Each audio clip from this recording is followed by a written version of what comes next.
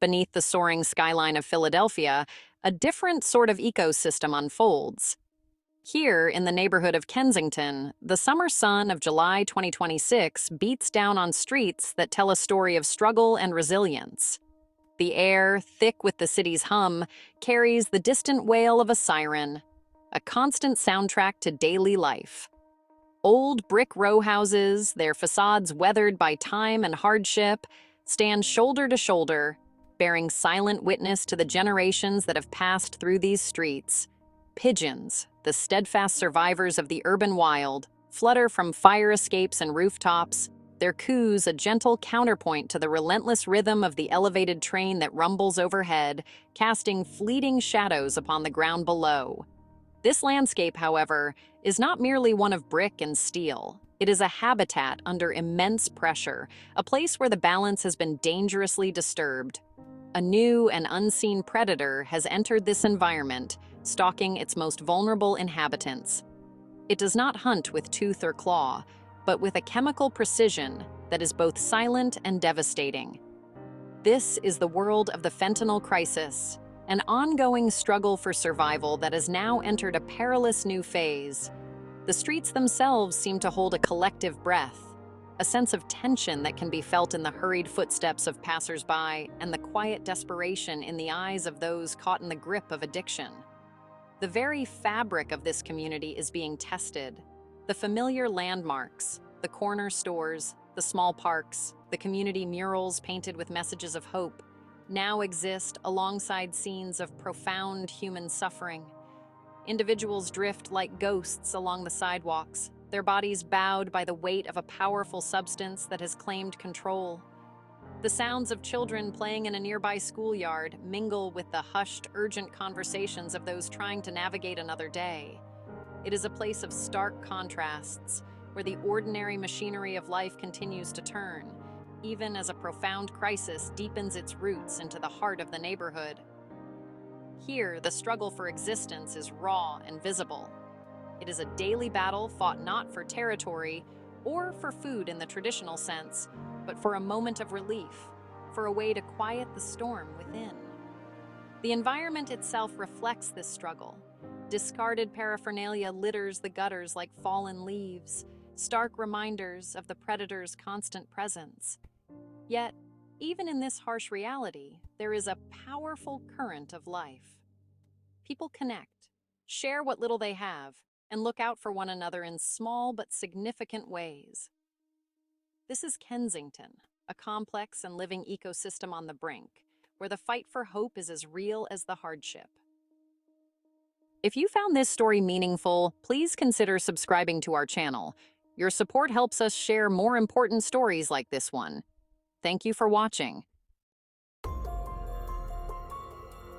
Into this already fragile ecosystem, a new element has been introduced, one that has shifted the dynamics of survival entirely. It is a synthetic compound known as medetomidine, a substance so potent it is used by veterinarians to sedate animals as large as rhinoceroses. On the streets, it has earned the chilling moniker Rhino Trank. This substance is now being mixed with fentanyl, creating a combination of unprecedented danger. Its arrival was swift and silent, a chemical adaptation by unseen suppliers responding to a ban on another additive, xylazine. The crisis has mutated, evolved into something more formidable and far less understood. The rapid spread of this new compound is a testament to the remarkable and honestly terrifying adaptability of the illicit drug market. Within a short time, testing of street samples revealed that medetomidine was present in the vast majority of the supply. This new mixture is not a choice for those who use it. It is simply what is available. The drug's grip is powerful, its effects profound. It plunges individuals into a state of deep sedation, a dangerous stillness that can easily slip into overdose. The very nature of the high has changed, becoming a heavier, more unpredictable state from which many do not return.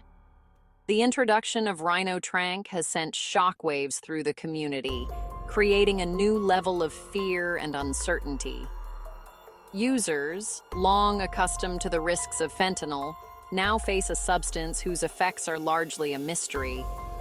The withdrawal it produces is said to be faster and more brutal than anything seen before, a violent physical and psychological ordeal that drives a desperate search for the next dose.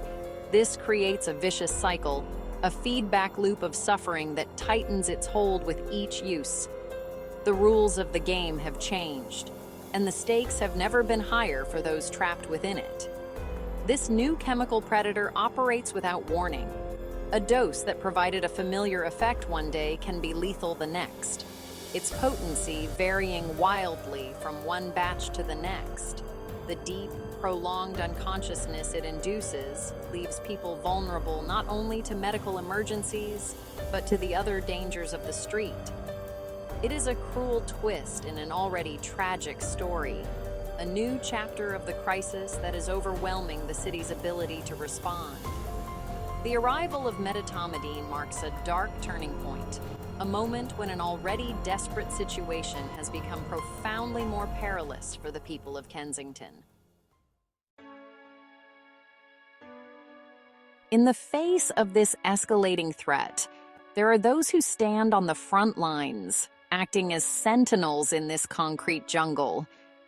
They are the harm reduction workers, a dedicated group of individuals who move through the streets with a quiet sense of purpose. Armed not with weapons, but with naloxone, clean supplies, and a deep well of compassion, they are the first line of defense against the tide of overdoses. Their daily reality is one of constant vigilance, of scanning the streets for signs of trouble, for someone who has fallen into the deadly stillness brought on by the new wave of drugs. They are a constant presence, a beacon of care in a landscape of despair. Their work is a delicate dance of intervention and trust. They do not judge. They simply meet people where they are, offering a moment of human connection and life-saving aid. They dress wounds that fester from repeated injections, wounds made worse by the powerful cutting agents in the street supply. They distribute sterile equipment to prevent the spread of disease, a simple act that affirms the value of a life. Each interaction is a small victory, a moment where they push back against the overwhelming force of the crisis. Their voices are calm and steady as they reverse an overdose, a routine that has become tragically frequent. But the arrival of medetomidine has made their mission infinitely more difficult. Overdoses are more stubborn, often requiring multiple doses of naloxone to reverse. The withdrawal is a new and terrifying beast, one they are ill-equipped to tame. They watch as people suffer through symptoms that medical professionals themselves are still struggling to understand. The sentinels can offer comfort, water, and a safe space for a short while, but they cannot stop the agonizing pain of a body in revolt. This new challenge tests their resilience, pushing their emotional and physical resources to the absolute limit. Despite the immense strain, they return each day. They are driven by a profound belief that every life has value, that no one is beyond the reach of help. They are the keepers of stories, the listeners, the ones who remember the names and faces behind the statistics. They absorb the trauma of the streets, carrying the weight of the losses while celebrating the small triumphs. The person who decides to enter treatment, the life saved from the brink. In the vast, impersonal struggle against the fentanyl crisis, these sentinels provide the most essential element of all, a touch of humanity. The impact of these new chemical compounds on the human body is nothing short of catastrophic. Medetomidine, combined with fentanyl, launches a multi-pronged assault on the body's systems. It's a powerful sedative that doesn't just affect the brain. It can lead to a dangerous drop in heart rate and blood pressure, pushing the body's core functions toward a complete shutdown. hospitals are witnessing a disturbing trend, an increase in catastrophic organ failure, particularly in younger individuals. Livers, kidneys, and hearts are failing under the relentless toxic load, a devastating consequence for which there is often no cure. The withdrawal from this substance is a particularly brutal form of torment. It's not the slow, aching process associated with other opioids. Instead, it's described as a sudden and violent storm that just engulfs the body. Intensive care units in Philadelphia are now filling with patients not from overdose, but from the unmanageable severity of withdrawal. They arrive with extreme agitation, their bodies racked with uncontrollable tremors and overwhelming pain. Doctors and nurses experienced in managing detoxification find themselves in uncharted territory, struggling to find medications that can ease this new and terrifying form of suffering. The physical toll extends beyond the internal organs. The drug mixtures cause severe wounds on the skin, deep necrotic ulcers that eat away at tissue.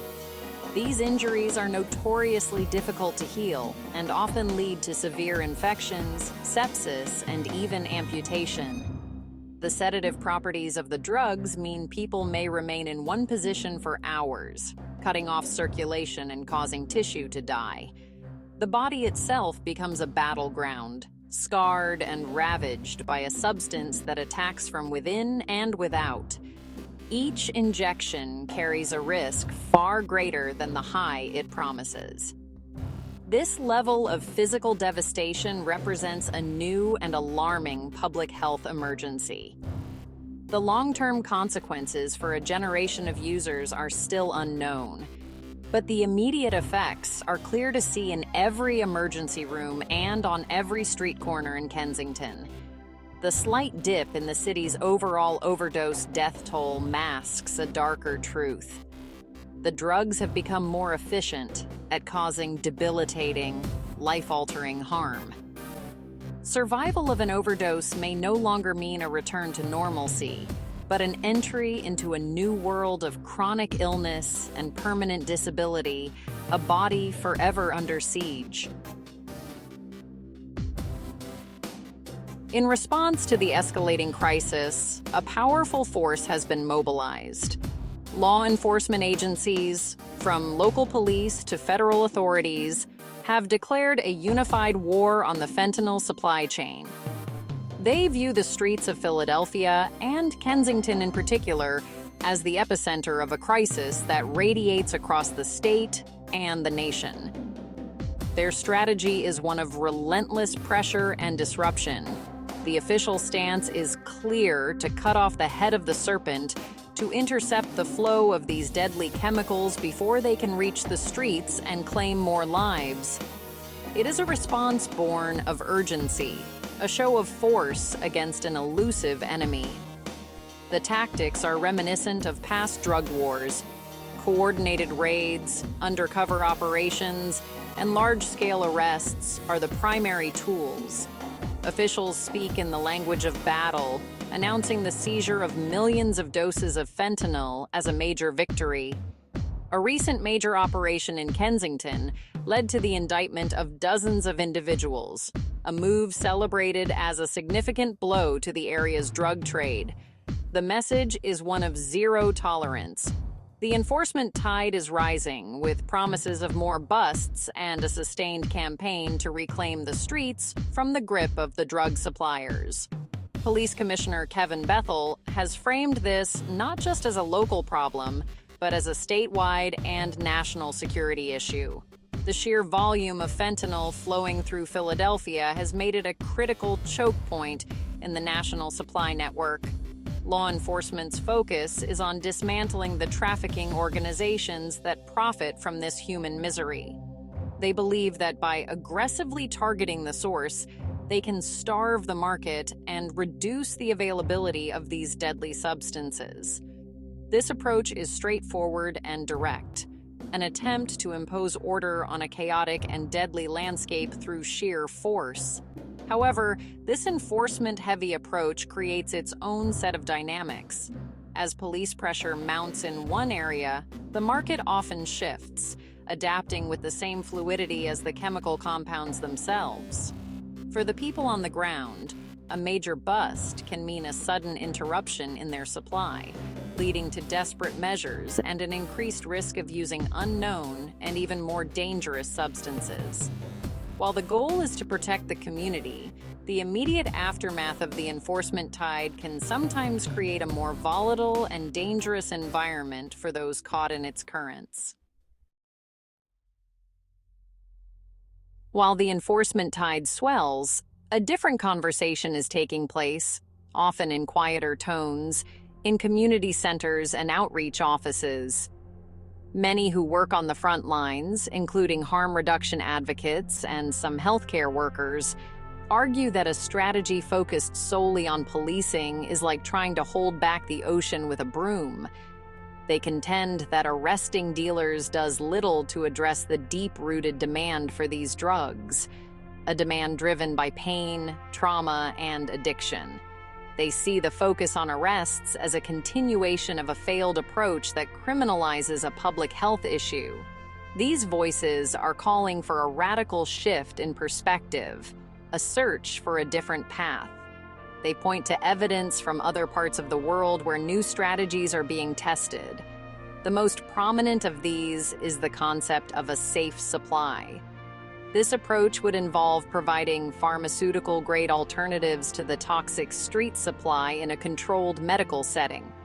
The goal is not to enable addiction, but to stabilize lives. By providing a substance of known purity and dosage, these programs can prevent overdoses, reduce crime, and connect individuals with a network of healthcare and social services. The debate between these two philosophies is at the heart of Philadelphia's struggle. On one side is the belief that order must be imposed through law and consequence. On the other is the conviction that the crisis is a symptom of profound societal and individual wounds that cannot be healed with handcuffs. Advocates for a health-centered approach argue that it is more compassionate and ultimately more effective. It reframes the person using drugs not as a criminal, but as a patient in need of care, a human being deserving of a chance to survive. As the sun sets over Kensington, the search for hope continues. The sirens will continue to wail, and the sentinels will continue their watch. The question that hangs in the humid summer air is whether a new path can be forged. Can a city besieged by such a powerful predator find the courage to try a different strategy, one rooted in science and compassion rather than fear? The answer will determine the future of this habitat and the fate of the thousands of lives hanging in the balance. The search for a better way is, in itself, the most powerful sign of life in this concrete jungle.